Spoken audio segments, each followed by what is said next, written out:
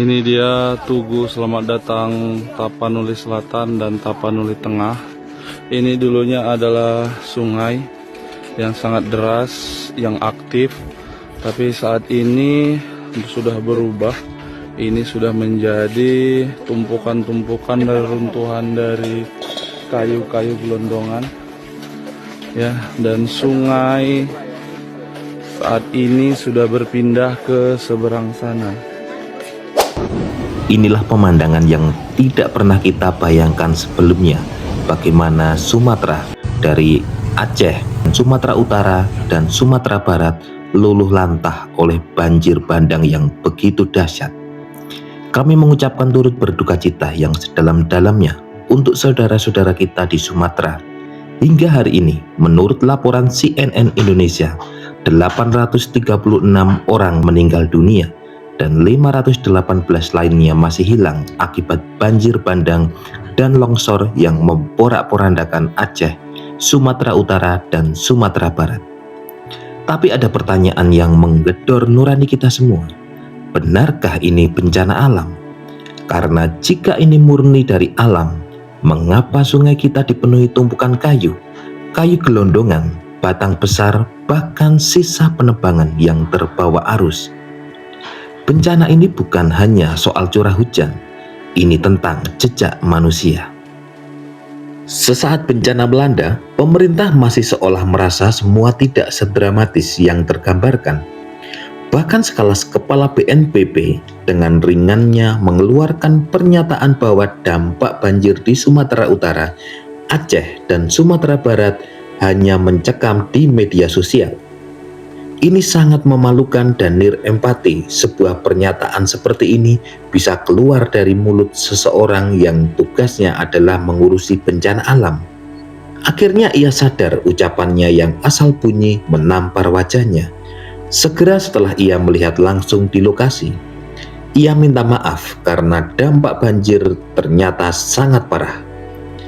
Ini gambaran paling sederhana bahwa sekelas kepala BNPB saja bisa dengan mudah menggampangkan sebuah kejadian bencana yang begitu dahsyat. Apalagi mereka yang terlibat dalam gundulnya hutan di hulu dengan deforestasi yang masif yang menjadi akar ini semuanya. Mengelak pun tak ada guna sebab gelondongan kayu yang hanyut terbawa arus meluncur ke bawah menjadi peluru tak terkendali yang memiliki tenaga besar yang mampu menembak apa saja yang ia lewati. Jelas-jelas membuka mata kita. Kayu itu bukan kayu yang lapuk. Kayu itu kayu yang ditebang, yang ada bekas potongannya. Jadi semuanya terlihat nyata. Bahkan Bupati Tapanuli Tengah pun mengakui bahwa ini adalah dampak adanya pembalakan liar. Pemandangan gajah yang mati tertimbun kayu dan lumpur di Aceh jadi gambaran nyata kerusakan alam di sana sudah sangat kritis dan dalam kondisi yang memprihatinkan. Lalu siapa yang mau disalahkan? Semua bisa menunjuk, oh ini para pengusaha yang menguasai lahan dan melakukan penggundulan hutan untuk tambang dan perkebunan. Namun jangan lupakan bahwa mereka bisa karena ada izin.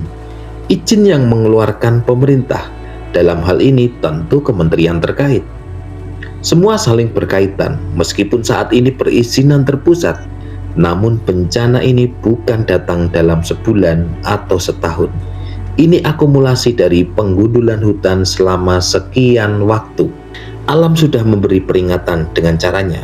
Kita berduka dan bersimpati pada korban yang bahkan mereka sampai kehilangan anggota keluarga, rumah, harta benda yang tak terhitung jumlahnya. Kini PR besar menanti, kita menunggu kebijakan pemerintah pusat. Kerusakan ini begitu parah, akses jalan putus, listrik padam, logistik tidak bisa masuk, air bersih sulit. Butuh waktu lama untuk memulihkan keadaan dan memutar kehidupan dengan normal kembali. Semua bermula dari yang namanya keserakahan. Kita berharap pemerintah pusat mengambil langkah tegas dan mengusut izin-izin konsesi yang kemungkinan bermasalah ini. Bukan saatnya saling lempar tanggung jawab. Ini saatnya bergandengan tangan membangun kembali Aceh, Sumatera Utara, dan Sumatera Barat dari ganasnya banjir bandang dan tanah longsor. Ini jadi pengingat agar pemerintah punya nurani untuk memperlakukan alam dengan lebih bijak. Sebab ketika alam mengamuk, masyarakat yang tak tahu menahu yang jadi korban. Pernyataan Seskap Teddy Indrawijaya berikut bisa menjadi harapan. Semoga seiring dengan evakuasi dan penanganan korban yang menjadi fokus utama pemerintah, jadi penyebab bencana ini menjadi perhatian juga. Dan selain faktor cuaca yang ekstrim tentunya, ada faktor kerusakan lingkungan yang memperparah bencana, dan ini terus ditelusuri secara serius. Pemerintah melakukan evaluasi dan investigasi secara menyeluruh terkait bencana ini.